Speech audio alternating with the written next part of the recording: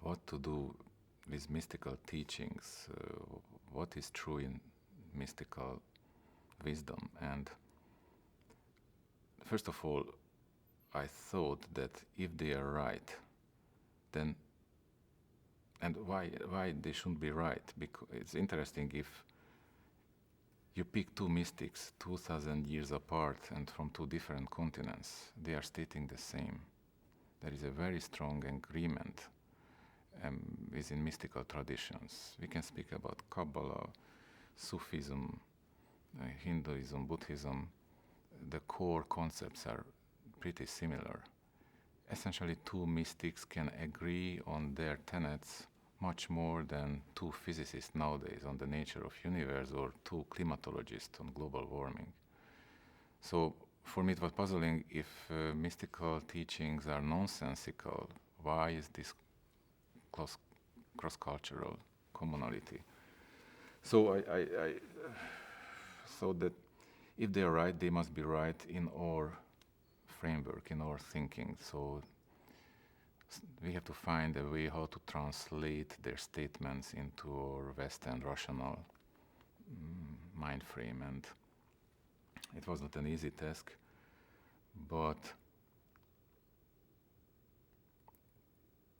my starting point was that almost every mystical teachings, they state that there are two sources of wisdom.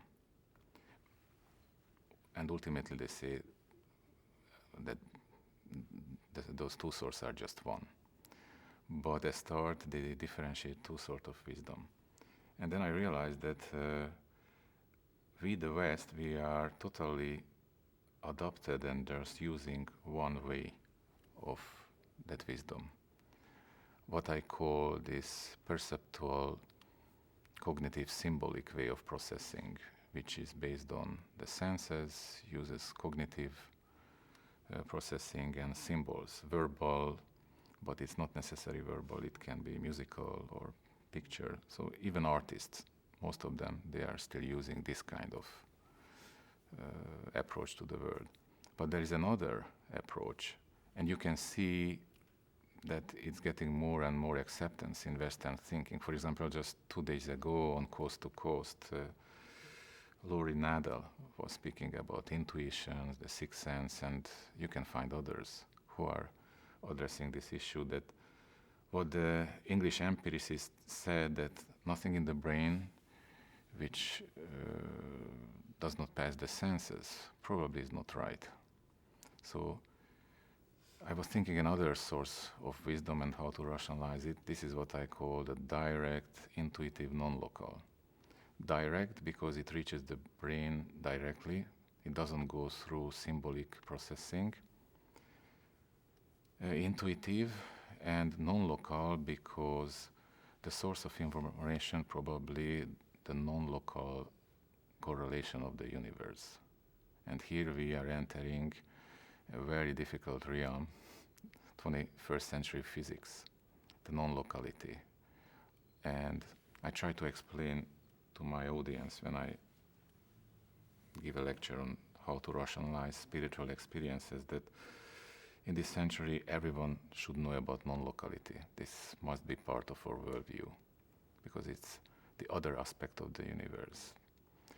What New Agers, esoteric thinkers say that everything is related, in some way, yeah, it's true in a physical sense, that on a quantum level, the particles are interconnected, and changing the state of one particle can affect the condition of another elementary particle light years away or even 1,000 years in the past or in the future. Of course, it supposes that they are in quantum entanglement. But some physicists say that at the origin of our universe, everything was entangled, and it still stays. So perhaps these quantum non-local correlations can give us a way rationalizing what's happening in a mystical state of consciousness in the altered state of consciousness of the integrative type. Oh, again, I told you that most of Western psychiatrists, psychologists, they cannot differentiate between sacramental and recreational use and of hallucinogens.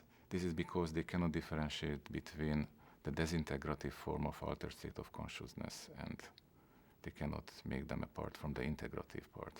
If I speak about altered state of consciousness, my colleagues, they think about psychosis, delirium, this sort.